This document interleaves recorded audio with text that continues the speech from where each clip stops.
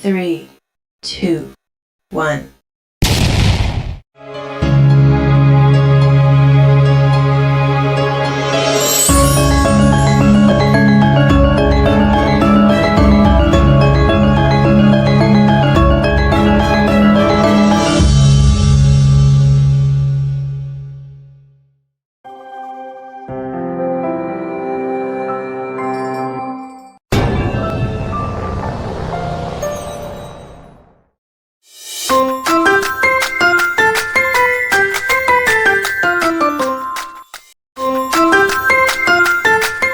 Assalamualaikum warahmatullahi wabarakatuh. Halo, jumpa lagi dengan saya Eva Dewi Sulfi Janti, Guru IPA SMP Negeri 2 Pasirian, Lumajang. Pada kesempatan kali ini, yuk belajar siklus air. Tujuan pembelajaran dengan mempelajari siklus air diharapkan siswa dapat 1. Memahami tahapan pada siklus air, 2. Memahami manfaat air, dan 3. Memahami cara menjaga kualitas air. Apa yang paling dibutuhkan makhluk hidup di bumi selain udara? Ya, betul, air. Bahkan sekitar 70% dari tubuh kita tersusun dari air.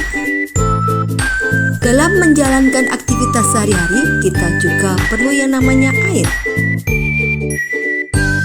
Misalnya untuk mandi, memasak, mencuci.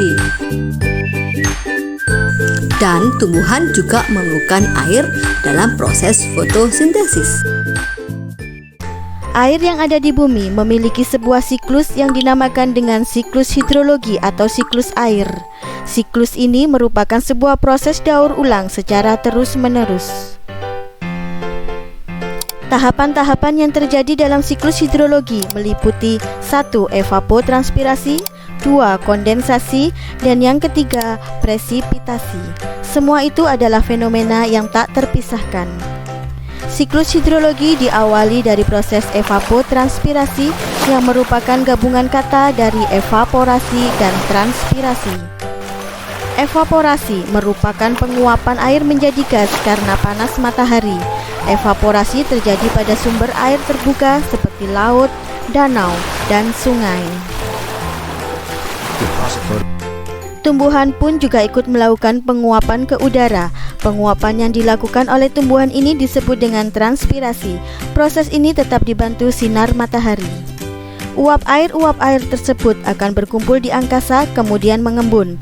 Proses pengembunan yang membentuk awan ini disebut dengan kondensasi. Semakin banyak uap air yang terkumpul, maka semakin banyak awan yang terbentuk. Awan tersebut kemudian berjalan sesuai dengan arah hembusan angin menuju ke daratan.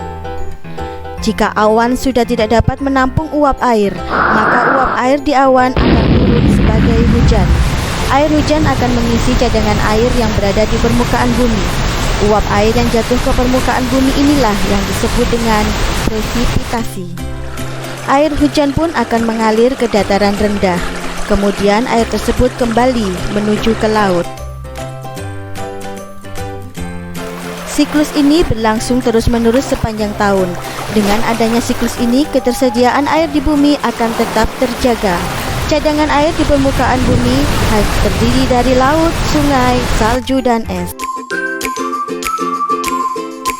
Walaupun air tidak pernah habis karena ada siklus yang terus terulang, bukan berarti kita seenaknya memanfaatkannya. Kita perlu menjaga kelestarian air. Kelestarian air dapat dijaga dengan cara antara lain: tidak membuang sampah di sungai atau saluran air, melakukan kegiatan penghijauan atau penanaman pohon sebagai penahan dan penyimpan air, menggunakan air sesuai kebutuhan.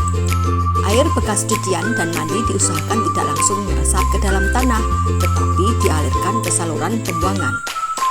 Selanjutnya, uji kompetensi.